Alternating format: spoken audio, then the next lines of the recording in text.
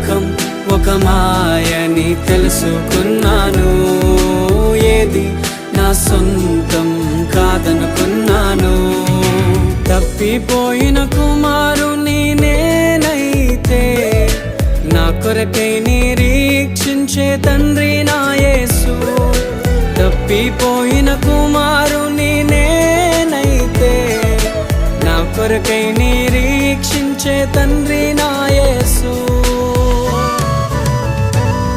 ఈ లోకమంతా నేను వెతకినా నాకు లేదయ్యా ఎక్కడా ఆనందం.